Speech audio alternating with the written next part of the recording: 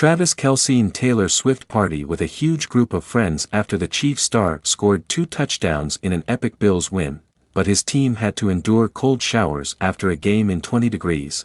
Kelce's friends shared a picture on Instagram in the early hours of Monday morning with the Chiefs star posing in front of a huge group, including Swift, after the epic 27-24 win. But incredibly, Kelce's teammate man Donovan Smith earlier claimed that the Bills turned off the hot water in the Chiefs locker room after the game that was played in a brutal 20 degrees. After the jubilant Chiefs team returned to the locker room, Smith took to X and said, "Damn caught AL and they shut our hot water off." Smith shakes my head, "It's all good, we got that dub today, Chiefs Kingdom." It was a small price to pay for the Chiefs after a gripping victory over the Bills that leaves them one win from the Super Bowl. The Chiefs shared pictures of Kelce and Mahomes leading the emotional celebrations in the locker room after a simply magnificent victory. Coach Andy Reid was snapped given a victory speech to the team and, perhaps ironically, looked to be rubbing his hands together for warmth while doing so. The Chiefs were cooking on the field, but they outfought the Bills in bitterly cold Buffalo temperatures. Snow had hit the city in the days leading up to the game and dropped to a bitter 19 degrees on the night itself. The team also put out a video of Kelce, who scored 2 touchdowns on the night, working his way around the locker room to congratulate his teammates. "Fing love you brother," Mahomes can be heard telling a pumped-up Kelce. The celebrations weren't quite as wild as what the older Kelce brother was enjoying during the game. Jason got shirtless after Travis scored his first touchdown and climbed out of the VIP suite he was watching the game from, alongside Taylor Swift, and necked a beer in the stands.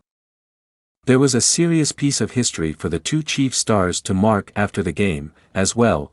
Kelce's 2 touchdowns meant that together, they overtook the iconic duo of Tom Brady and Rob Gronkowski with 16 postseason touchdowns, Patrick and Kelce, with the record that they broke there with Gronk and Tom. "I mean, that was a great job there," head coach Reid said after the game. Mahomes paid tribute to Kelce, saying, "It speaks to Travis and his work, to be able to go out there and make plays in big games. Passing anything that has Brady and Gronk in it is special. Because those are 2 of the greatest players." One player who missed some of the party was L'Jarius Sneed, who was frustrated at being called for a drugs test after the game. "I'm tired of getting drug tested," he wrote on X. To add to the frustration, it was Sneed's birthday on Sunday as well, the cornerback turning 27 on a day he will never forget. Chiefs quarterback Mahomes was euphoric after his team's brilliant road win but was quick to pay tribute to the team standing between the Chiefs and the Super Bowl, the Baltimore Ravens. Speaking to the media in the immediate aftermath on Sunday night, Mahomes said, "There's no weakness there. It's going to take our best effort. Defense, offense, special teams, they do it all. It's always a great challenge and that stadium's going to be rocking, so we re-excited for the challenge." That game will be played in Baltimore at the MT Bank Stadium next Sunday. With Lamar Jackson looking to stop last year's Super Bowl winners making a return, the Detroit Lions play the San Francisco 49ers in the other matchup next weekend. The past 10 months have been an exciting yet excruciating battle of self-control before her Australia tour begins in February. With only 33 sleeps until the biggest pop star on the planet arrives, already I can hear the groans from some readers, exhausted by the amount of space one singer and her tour can take up. How can the Eras tour still be going? It's surely been years, a colleague might complain. Well, yes, it sort of feels like it when you consider the first Eras show was in March of 2023 in Glendale, Arizona, back when headlines revealed a 3.5-hour performance that might be her best to date. Taylor Swift performs on stage at Allianz Parque in São Paulo in November 2023. Taylor Swift breaks Elvis Presley's record for most weeks at #1 on US album chart. By the end of the Eras tour, Taylor Swift will have performed 151 shows across 5 continents. The tour has already grossed $1 billion, the first to do so, and could go on to make another billion in 2024. And the show has garnered an average of 380 million views a day on TikTok, owing to the endless neatly packaged loops of the tour so far.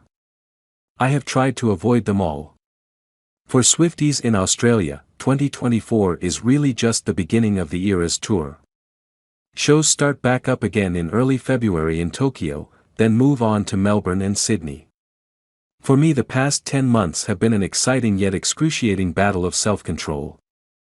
My naivety, in hindsight, didn't predict how overwhelmed the media would be by Swift, dating the NFL star Travis Kelce, Times Person of the Year, her sexuality in the spotlight. And while everyone else has reached saturation point with her as a topic, I've been avoiding as many articles and videos as possible. No easy feat. You see, terrified of spoiling, arguably, the greatest live performance of my generation, I decided last year to forego reading the 44-song set list and forbade myself from watching anything on social media. It's been a tough time. The real exercise of self-constraint started right after that dreadful week in June 2022 when tickets went on sale. Taylor Swift, right, in the olive green dress walks with Blake Lively in Brooklyn, New York. Taylor Swift's 58-pound dress choice leaves Scottish designer gobsmacked, never seen Taylor Swift live before. Overwhelmingly, Eras was the only time to do it, which meant buying tickets was one of the most stressful times of my life. I wasn't just competing with other super fans, I was competing with almost everyone. And their aunt, uncle, mother, and friend of a friend who only discovered all too well through Sadie Sink. By that point I'd proudly logged off TikTok. Goodbye algorithms, hello productivity. But on what I thought was the safer app of Instagram, disobedient reels started popping up with sparkly bodysuits, split-second stage dives, and cruel summer intros. Then the fear really set in. How was I going to make it through months without seeing anything Eras tour related? My iPhone's volume.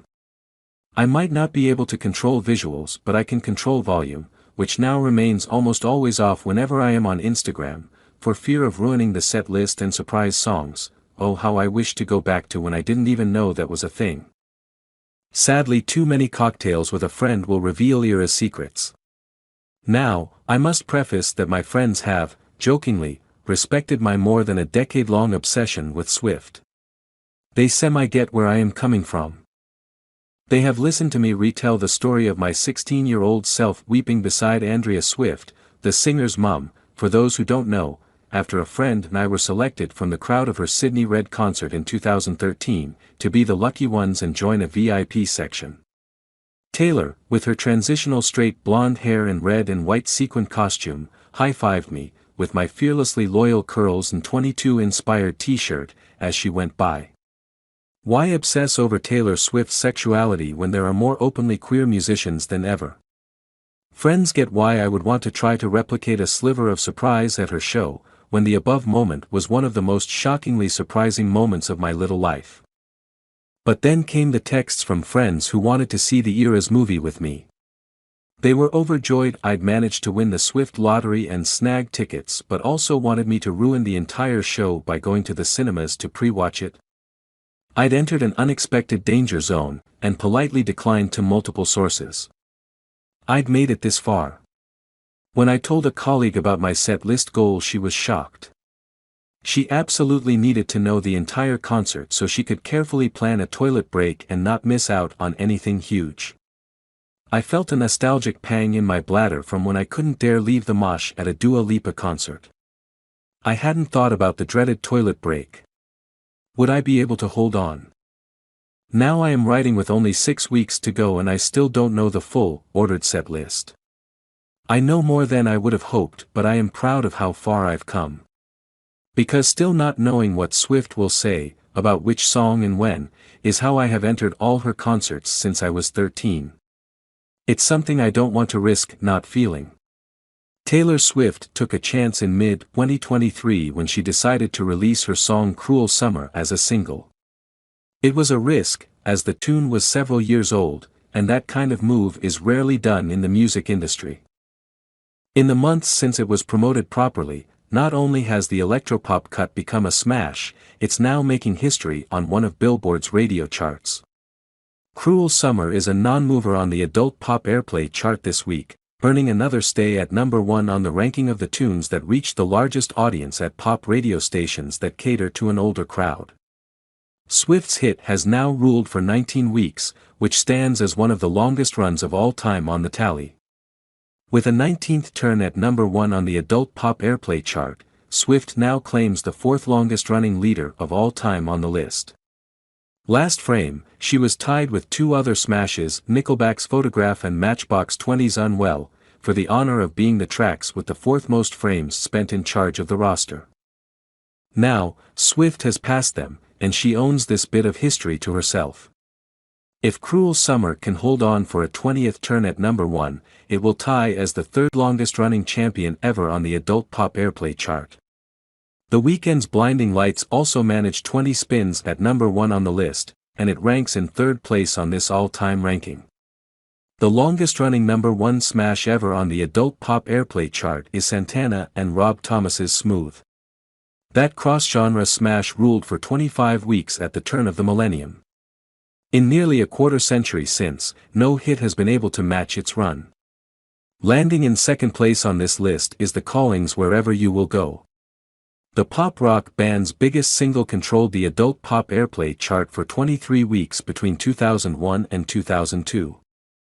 Swift has to hold on for about a month to catch up to that win, but at the rate she's going, that seems doable.